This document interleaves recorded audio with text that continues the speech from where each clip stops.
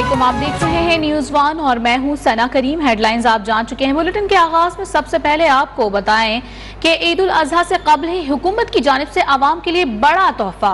कराची के शहरियों पर एक बार फिर से बिजली गिरा दी गई है। आटा, चीनी, घी, तेल समेत दीगर अशिया, खुरनोश, पेट्रोलियम मसनूआत और गैस की कीमतों में होशरुबा इजाफे के बाद के इलेक्ट्रिक सार्फिन के लिए बिजली 9 रुपए 66 पैसे फी यूनिट मजीद महंगी कर दी गई है।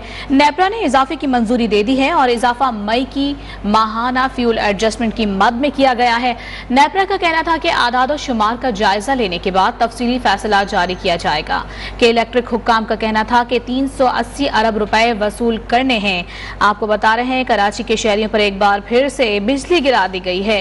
आटा, चीनी, घी, तेल समेत दीगर अशिया खुरनोश महंगी हो गई हैं। पेट्रोलियम मसनूआत और गैस की कीमतों में होशरुबा इजाफे के बाद के इलेक्ट्रिक सार्फिन के लिए बिजली 9 रुपए 66 पैसे फी यूनिट मजीद महंगी कर दी गई है। नेपरा ने इजाफे की मंजूरी भी दे दी है, जबकि इजाफा मई की माहाना फ्यूल एडजस्टमेंट की मद में किया गया है। नेपरा का कहना था कि आदाद शुमार का जायजा लेने के बाद तफसीली फैसला जारी किया जाएगा। कि इलेक्ट्रिक हुक्काम को कहना था कि 380 अरब रुपए वसूल करने हैं।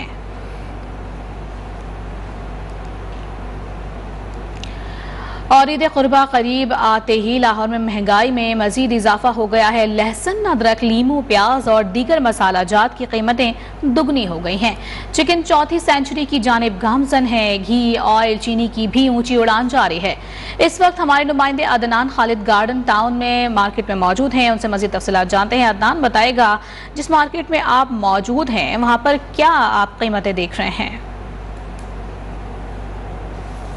जी, हुकूमत तब्दील होने के बावजूद महंगाई कंट्रोल होने का नाम नहीं ले रही। जैसे ईद उल अजहा करीब आ रही है तो खाने पीने में जो मसाला जात इस्तेमाल होते हैं इनकी कीमतों में भी इजाफा होना शुरू हो गया। प्याज इस वक्त 90 रुपए से 110 रुपए फी किलो, जबकि अदरक और लहसन जो है 150 रुपए से 200 रुपए फी किलो। और इस तरह टमाटर की कीमतें भी जो है वो ज्यादा कर दी गई हैं। इसके अलावा दीगर मसाला जात जिनमें हरी मिर्च, लाल मिर्च और गरम मसाला और हल्दी है, इनकी कीमतों में इजाफा हो गया। और हुकूमत की जानिब से जो सस्ता आटे का थैला 10 किलो का अनाउंस किया गया था 490 रुपए में दस्तयाब होगा, ना ही वो मार्केट्स में इस वक्त दस्तयाब है और ना ही वो यूटिलिटी स्टोर्स पर दस्तयाब है। जबकि हुकूमत की जानिब से यह भी ऐलान किया गया था कि घी का 1 किलो का पैकेट 300 रुपए में जो यूटिलिटी स्टोर्स पर दस्तयाब होगा, यूटिलिटी स्टोर्स पर वो घी का पैकेट भी नायाब दिखाई देता है। जबकि दालों के रेट्स भी जो है मार्केट्स में अब इंक्रीज कर दिए गए हैं। हर दाल के रेट में तकरीबन 30 से 40 रुपए फर्क आ चुका है और यूटिलिटी स्टोर्स पर भी इन दालों की कीमतें जो है वो बढ़ा दी गई हैं। इसके अलावा चिकन जो है इस वक्त 400 रुपए किलो के हिसाब से और दूध 150 रुपए लीटर के हिसाब से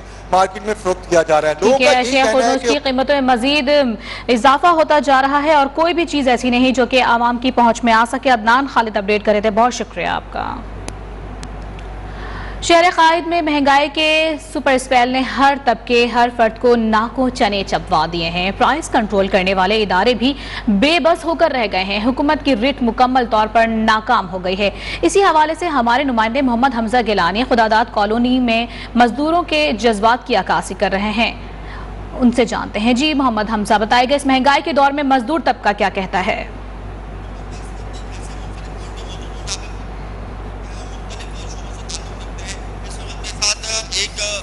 मजदूर हैं जो सुबह उजरत कमाने के लिए अपने घर से निकलते हैं, क्या बेचते हैं और किस तरीके से अपने घर का गुजारा करते हैं?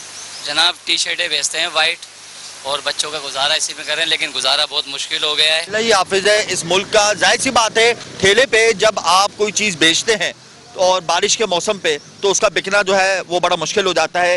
मजदूर तबका इस वक्त यहाँ मौजूद है, मेरे साथ मुख्तलिफ पेशे से ताल्लुक़ है। यहाँ पर ये नींबू का ठेला भी है। बेटा, आप यहाँ पे नींबू की गिलासेस बेच रहे हैं, कितने का गिलास बेचते हो? एक 30 का और 20 का। गुजारा हो जाता है? दिन में कितने गिलास बेचते हो? 5-6 भी जाते हैं। 5-6 गिलास एक बच्चा जिसकी उम्र स्कूल में जाने की है वो बेचता है 20 और 30 रुपए का एक गिलास। ये क्या गुजारा करता होगा अपने घर का? किस तरीके से पेट पालता होगा? बारिश सर पर है, कोई गर्मी तो है नहीं कि इसका कारोबार बहुत ज्यादा चले, ये ठेला बहुत ज्यादा चले। ये रिक्शा ड्राइवर है, पेट्रोल इतना बढ़ गया, खाली बैठे हुए आप कब से, कोई सवारी नहीं मिल रही है आपको? क्या करें, महंगाई इतनी है, क्या कर सकते हैं। सवारी है ही नहीं है, सवारी मिलती है पैसे नहीं देती, क्या करें। पेट्रोल इतना महंगा है, खड़ा होना पड़ रहा है हमारे को। पेट्रोल इतना महंगा है, डीजल इतना महंगा है, खड़ा होना पड़ता है। जाहिर सी बात है, मजदूर आदमी जब घर से निकलता है तो ये सोच के निकलता है कि वो घर का चूल्हा जलाएगा, बच्चों का पेट पालेगा, लेकिन इस महंगाई के दौर में इन मजदूरों का कोई पुरसाने हाल नहीं है। आप लोग यहाँ खड़े में कि कोई मजदूरी मिल जाए, किस तरीके से गुजारा कर रहे हैं? बहुत मुश्किल है गुजारा, क्या करें हम लोग। ये ठेला दिन में निकालता है, सुबह अभी हम लोग के पास दो रास्ते है, खुदकुशी करो या डकैती करो। खुदकशी या फिर करप्शन। जाहिर सी बात है, एक आम आदमी, मुतवस्सित तबके का आदमी जो यही कमाता है सोचने लगा है, उससे क्योंकि मजदूर तबका शदीद परेशानी से दो चार है। जो वो मजदूरी कमाते हैं उससे 2 वक्त की रोटी भी मैसर नहीं आती। मोहम्मद हमजा गिलानी मजदूरों के हमरा थे, शुक्रिया आपका। और डॉलर की कदर में कमी का सिलसिला जारी है। इंटरबैंक मार्केट में डॉलर की कीमत में 1 रुपये 14 पैसे की कमी रिकॉर्ड की गई है, जिसके बाद डॉलर 204 रुपए से कम होकर 203 रुपए 71 पैसे का हो गया है। ओपन मार्केट में अमरीकी डॉलर 204 रुपए पर फरोख्त किया जा रहा है। आपको बता रहे हैं, डॉलर की कदर में कमी का सिलसिला मुसलसल जारी है। इंटरबैंक मार्केट में डॉलर की कीमत में 1 रुपये 14 पैसे की कमी रिकॉर्ड की गई है। और नाज़रीन, कुछ बात करेंगे मौसम की सूरत हाल की और महकमा मौसमियात की पेशगोइयों की। कराची में गुज़िश्ता रोज बारिश की पेशगोई गलत साबित होने पर शहरी भी मायूस हो गए हैं। महकमा मौसमियात ने आज फिर से बारिश की नवीद सुना दी है। शहर कायद में तेज बारिश का इम्कान जाहिर कर दिया है। कराची में आज दोपहर से बादल खुलकर बरसेंगे। बारिशों का यह सिलसिला बुध तक जारी रहेगा। गुज़िश्ता रात north Karachi, Nagan Chowrangi, buffer zone Gulberg और नाज़िमाबाद समेत शहर के मुख्तलिफ इलाकों में हल्की बारिश से मौसम खुशगवार हो गया था।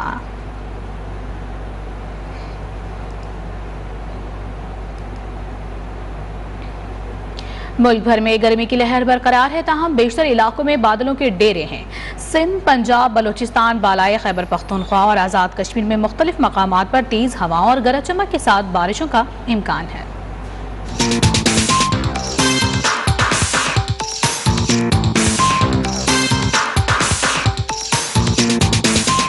मुल्क में गर्मी की लहर बरकरार। सिंध, पंजाब, खैबर पख्तूनख्वा में बादल बरसने को तैयार। महकमा मौसमियात ने बारिशों की पेशगोई कर दी। सिंध में मौसम गर्म और मरतूब है, ताहम सखर, घोटकी, लाड़काना, जैकबाबाद, शहीद बेनजीराबाद, ठट्ठा, बदीन, थरपारकर, लाड़काना, दादू, उमरकोट समेत मुख्तलिफ इलाकों में गरज चमक के साथ बारिश मुतवक्के है। महकमा मौसमियात की जानिब से लाहौर, फैसलाबाद, गुजरांवाला, सियालकोट, मंडी बहाउद्दीन, भावलपुर, मुल्तान, रहीम यार खान समेत जनूबी पंजाब में मूसलाधार बारिश का इम्कान है। खैबर पख्तूनख्वा में एबटाबाद, सवात, मानसेरा, दीर, मर्दान और कोयटा, खुजदार, कल्लात, पंचकोर, अवरान, तुर्बत समेत बलोचिस्तान की साहिली पट्टी में तेज हवाओं के साथ बादल बरसेंगे। कश्मीर में भी बारिश की पेशगोई की गई है। चित्राल के इलाके लासपुर में फंसे सयाहों को निकालने के लिए रेस्क्यू ऑपरेशन जारी है। ऑपरेशन में इंतजामिया, हिलाल अहमद के रजाकार और मकामी शहरी शामिल हैं। लासपुर में ग्लेशियर पिघलने के बायस रास्ते बंद होने से सयाह शाहराह पर फंस गए थे। तर्जुमान हिलाल अहमद के मुताबिक ट्रैफिक की बहाली के लिए हिलाल अहमद के अहलकार इंतजामी के साथ मिलकर काम कर रहे हैं। और मुल्क में तवानाई का बहरान जारी है। मजमूई शॉर्टफॉल 7,800 मेगावाट हो गया है। बिजली की तलब 29,000 जबकि पैदावार 21,200 मेगावाट है। बिजली की तलब और रसद में फर्क के बायस लोड शेडिंग बढ़ गई है। कराची से खैबर तक मुख्तलिफ शहरों और देहात में बिजली की बंदिश के दौरानिये में मजीद इजाफा हो गया है। शदीद गर्मी में तवील लोड शेडिंग के बायस शहरी शदीद अजियत का शिकार हो गए हैं। मुल्क के बालाई इलाकों में बारिशों के बायस गुज़िश्ता रोज बिजली की तलब में कमी रिकॉर्ड की गई थी, जिसकी वजह से शॉर्टफॉल 6,000 मेगावाट पर आ गया था। मुल्क के बालाई इलाकों में बारिशों के बायस भी गुज़िश्ता रोज बिजली की तलब में कमी देखने में आई। ज़राए पावर डिवीजन के मुताबिक शदीद गर्मी और हब्स में बिजली की रिकॉर्ड तलब से सिस्टम ओवरलोड हो गया था। नुकसानात वाले इलाकों में लोड शेडिंग का दौरानिया बढ़ा दिया गया है। और वफाकी काबीना इजलास में लोड मैनेजमेंट प्लान से मुतालिक अहम फैसले मुतवक्के हैं। इजलास में लोड मैनेजमेंट प्लान पर काबीना को ब्रीफिंग भी दी जाएगी। वज़ीर आज़म शहबाज शरीफ की ज़ेर सदारत वफाकी काबीना का इजलास आज दोपहर 2:30 बजे होगा। इजलास में मुल्क की सियासी और माशी सूरत हाल पर गौर किया जाएगा। Securities and exchange commission of Pakistan के ऑडिट के लिए ऑडिटर्स की तकर्री की मंजूरी भी दी जाएगी। इक़्तिसादी राबता कमेटी के 13 जून के फैसलों, काबीना के लेजिस्लेटिव कमेटी के 29 जून के फैसलों की तौसीक भी की जाएगी। खबरों का सिलसिला जारी है। यहाँ वक्त हुआ है ब्रेक का, साथ रहिए। Welcome back. और अब कुछ बात करेंगे मुल्क भर में जारी कोरोना वायरस की सूरत हाल की। मुल्क भर में कोरोना के वार जारी हैं। कोरोना वायरस में मुब्तला मजीद 2 अफराद इंतकाल कर गए हैं। हलाकतों की तादाद आपको बताते चलें कि 30,403 हो गई है। 24 घंटों में कोरोना के 14,632 टेस्ट किए गए हैं। कौमी इदारा सेहत के मुताबिक कोरोना के 675 नए केसेस रिपोर्ट हुए हैं। मुस्बत केसेस की शरह 4.61% रिकॉर्ड की गई है। वबा से मुतासरा मरीजों की तादाद 15,38,622 हो गई है। 153 मरीजों की हालत तशवीशनाक है। NIH आवाम को वैक्सीन और बूस्टर डोज लगवाने की हिदायत उनकी जानिब से की गई है।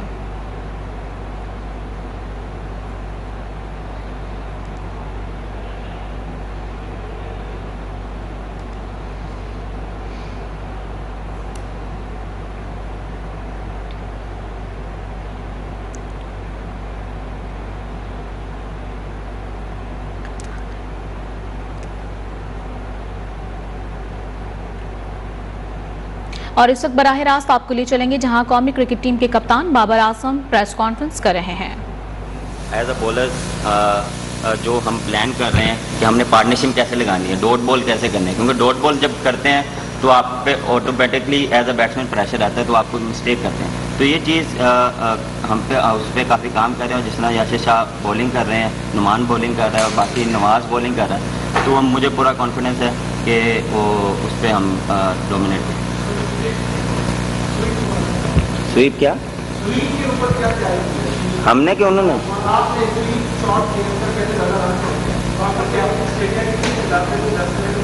सर देखें, स्वीप कोशिश कर रहे हैं, ट्राई कर रहे हैं। जो शॉट है हम उस शॉट पे रहते हैं और एज अ बैट्समैन देखें हम मेरा डिफरेंट माइंड ऑफ सेट है खेलने का और दूसरे बैट्समैन का डिफरेंट माइंड ऑफ सेट है। तो जिस तरह वो उस कंफर्टेबल है वो स्वीप मारता कोई नहीं मारता।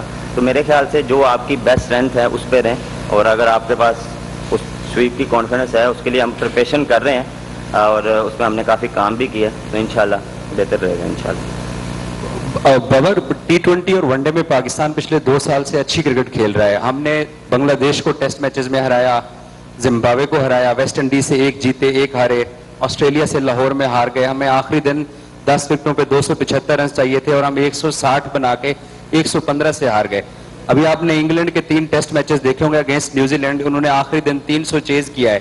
सो पाकिस्तानी टेस्ट टीम की वो टोन दिखाई नहीं दे रही जो आपने वनडे और T20 में मेंटेन की हुई है। तो कैसा देख रहे हैं टेस्ट क्रिकेट? देखें, हर चीज़ को टाइम लगता है और टेस्ट मैच में आपको थोड़ा सा ज़्यादा टाइम लगता है। वहाँ पे आपको पेशेंस चाहिए होते हैं, आपको कंडीशंस सिचुएशन के हिसाब से खेलना पड़ता है। कोशिश यही होती है कि यार चेज किया जाए सिचुएशन के हिसाब से। जिस तरह आपने ऑस्ट्रेलिया वाले मैच की बात की, अनफॉर्चुनेटली वहाँ पे मैं और रिजवान खेल रहे थे, वहाँ पे हमारा यही प्लान था कि हम चेस पे जाएं, लेकिन वहाँ पे आउट जब होता है तो प्रेशर आता है।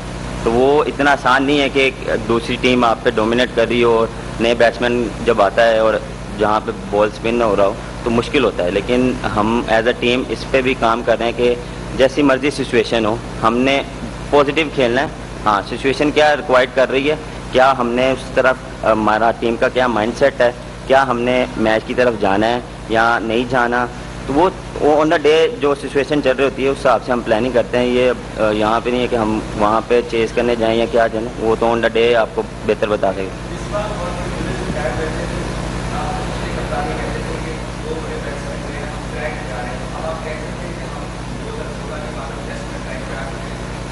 आपको लगता है कि हम नहीं आए?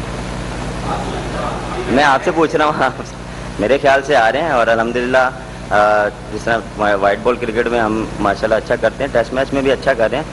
हाँ, थोड़ा बहुत हम थोड़ा सा मार्जिन है जहाँ पे हम थोड़ी सी देखें मिस्टेक होती है, हम उससे सीखते हैं। मिस्टेक तो होंगी, हम जितना जल्दी सीखेंगे एज अ टीम वो हमारे लिए बेहतर है। बाबर, शोएब अख्तर जो है वो हमेशा से ही पाकिस्तान क्रिकेट और खिलाड़ियों के ऊपर जो है तनकीद करते रहे हैं। तो अब पिंडी में कैंप के दौरान उन्होंने दौरा किया तो उधर भी उन्होंने कोई प्लेयर्स पे क्रिटिसिज्म की या सब अच्छा रहा? मैं वहाँ पे जब आए थे तो उन्होंने फास्ट बॉलर से बात की है और काफ़ी उनको कॉन्फिडेंस दिया और काफ़ी उनको बूस्टअप किया। तो मेरे ख्याल से वहाँ पे जब आए थे उन्होंने काफ़ी हेल्प की, मतलब जो अपना एक्सपीरियंस था वो शो प्लेयरों के साथ शेयर किया था। बाबर, मेरा सवाल ये है कि श्रीलंका के जो 2 टेस्ट हैं उसमें वेदर प्रेडिक्शन बताई जा रही है कि बारिशें काफ़ी ज़्यादा हैं, तो अगर ऐसा होता है तो टेस्ट चैंपियनशिप के लिए हमारे लिए दोनों टेस्ट बहुत अहम हैं। तो अगर हम दूसरी तरफ न्यूजीलैंड या इंग्लैंड की सीरीज को देखें तो वहां पे भी उन टीम्स के अंदर हमें 5वें 6ठे नंबर के ऊपर तेज खेलने वाले जो बैट्समैन हैं वो नजर आ रहे हैं। तो आप समझ रहे हैं कि हमें भी टेस्ट के अंदर जो है अपने पैरामीटर्स को शिफ्ट करना होगा और हमें भी उस पोजीशन के ऊपर जो है वो अगर तेज स्कोर करने वाले बैट्समैन हमारे पास हैं, या अभी भी हमारी वही अप्रोच है कि जो पहले नॉर्मल टेस्ट के अंदर हम देखते हैं कि डिफेंसिव अप्रोच के साथ जा रहे होते हैं। देखें, वेदर तो हमारे हाथ में नहीं है और वहाँ जाके पता लगेगा क्या वेदर है, क्या सिचुएशन है। लेकिन मेरे ख्याल से मैच पूरे हो रहे हैं अभी तक तो जो है इन एंड आउट चल रहे हैं। देखें, हर टीम का कम्बिनेशन डिफरेंट है। हमारी टीम का डिफरेंट है और हमारे जो प्लेयर्स हैं वो डोमिनेट भी करते हैं वहाँ से सिचुएशन में। उस नंबर्स पे देख रहे हैं, रिजवान खेलता है और फिर नवाज़ है और मैं खुद हूँ। तो हम कोशिश यही करते हैं कि जो सिचुएशन रिक्वायर्ड है, क्या वहाँ पे तेज़ खेलना बनता है या वहाँ पे थोड़ा सा आपको ये भी होता है कभी कभार आपको अपने आप को रोकना पड़ता है कि सिचुएशन रिक्वायर्ड नहीं है, तो सिचुएशन के आप साथ चलते हैं, तो उस हिसाब से आप फिर प्लानिंग करते हैं। बिल्कुल कोशिश यही होती है, लेकिन टेस्ट क्रिकेट की खूबसूरती यही है कि पेशेंस बहुत ज़रूरी होता है। बाबर ये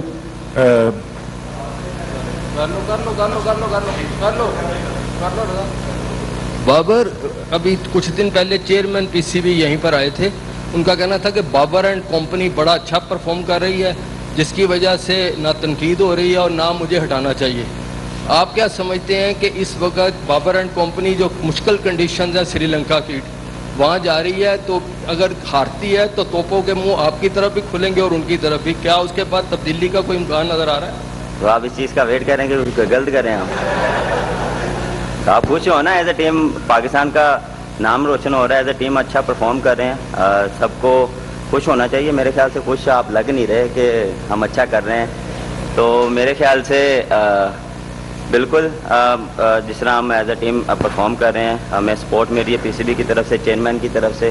कोशिश ये होती है इस चीज़ को कंटिन्यू करें। देखें, अप एंड डाउन होते हैं, एक आधा मैच, एक सीरीज़ अप एंड डाउन होती हैं, कभी अच्छा खेलते हैं कभी नहीं खेलते, लेकिन एज ए टीम हम इकट्ठा रहते हैं और कोशिश यही होती है कि अच्छा खेलें। अच्छा बाबर, मिडल ऑर्डर के मसाइल जो हैं वो ऑस्ट्रेलिया के खिलाफ सीरीज में हमें नजर आए थे। कुछ फवाद आलम की फार्म का मसला भी है, तो हमारे पास एक ऑप्शन मौजूद है शान मसूद का, और आपने कहा था कि वो आप उसको जो मिडल ऑर्डर में खिलाना जो है वो उनके साथ ज्यादती होगी। क्या मौजूदा फार्म में देखते हुए और श्रीलंका के खिलाफ सीरीज देखते हुए आप भी समझते हैं कि उनकी जगह मिडल ऑर्डर में नहीं बनती? सर अभी देखें, टू अर्ली है। जब श्रीलंका जाएंगे वहाँ पे साइड मैच है, वहाँ पे डिफरेंट कम्बिनेशन से खेलेंगे, तो उस हिसाब से फिर डिसाइड करेंगे कि क्या फाइनल 11 होगी। देखें, जो बेस्ट, मेरा मानना है जो बेस्ट टीम पाकिस्तान के लिए मुझे समझ आती है, कोच को समझ आती है, हम उसी तरीके से जाते हैं। और क्या कम्बिनेशन है और क्या कंडीशंस हैं, अगर हमें लगा तो शान मसूद शूट करता है तो वाई नॉट, हम ज़रूर खिलाएंगे। कंडीशंस के मुताबिक अगर हमें लगा कि शान मसूद को टीम का हिस्सा होना चाहिए तो उसे जरूर खिलाया जाएगा। कप्तान पाकिस्तान क्रिकेट टीम बाबर आजम लाहौर में न्यूज कॉन्फ्रेंस कर रहे थे। उन्होंने कहा कि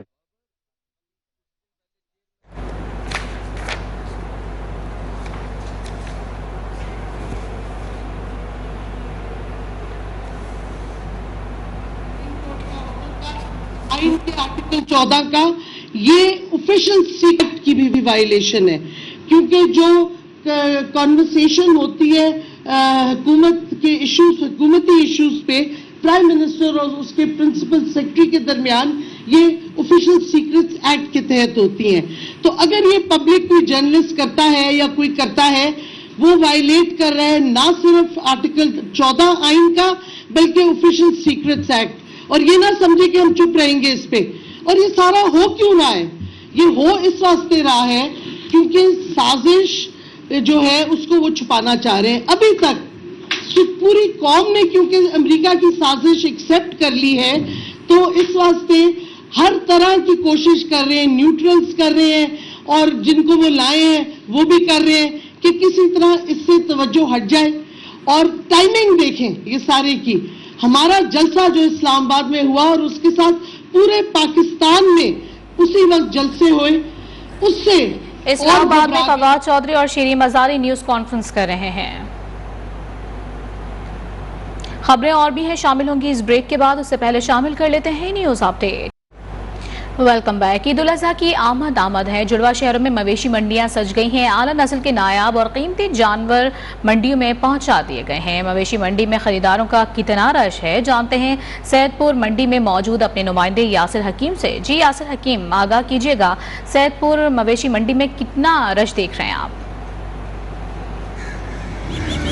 देखिए, जो ईद उल अज़हा करीब आ रही है, वैसे रावलपिंडी और इस्लामाबाद में मवेशी मंडियाँ जो हैं वो सजती जा रही हैं। इस वक्त भी रावलपिंडी और इस्लामाबाद में मजबूती तौर पर तकरीबन 7 बड़ी मवेशी मंडियाँ सज चुकी हैं, जहाँ पर खरीदारों की आमद का इंतज़ार किया जा रहा है। इस वक्त भी हम मौजूद है सैदपुर के करीब मवेशी मंडी में।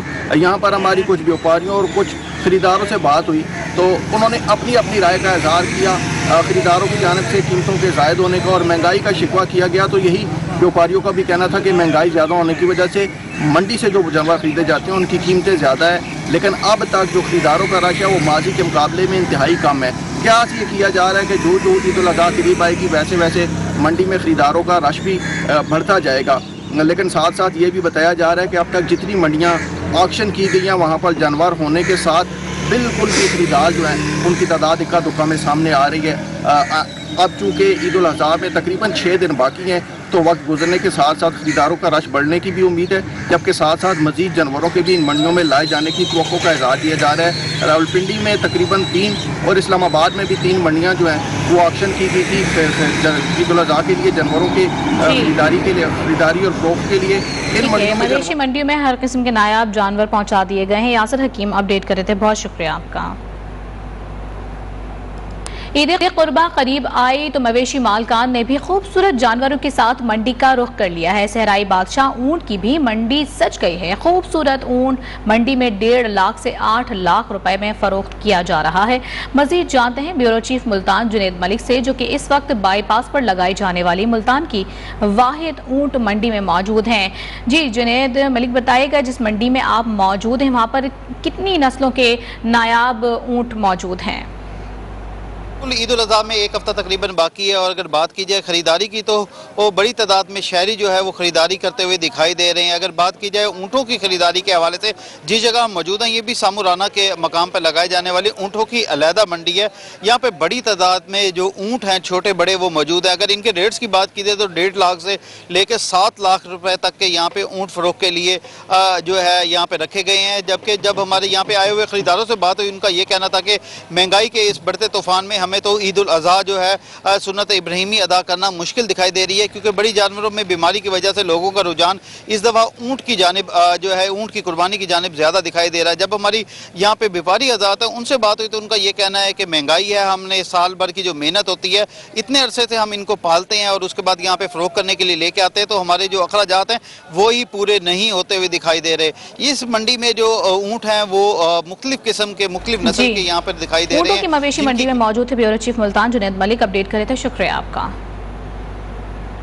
खबरें और भी हैं, शामिल होंगी इस ब्रेक के बाद हमारे साथ। और इसी के साथ न्यूज़ स्टूडियो से फिल वक्त इतना ही। मज़ीद खबरों और अपडेट के लिए विजिट कीजिएगा हमारी वेबसाइट news1.tv। देखते रहिए।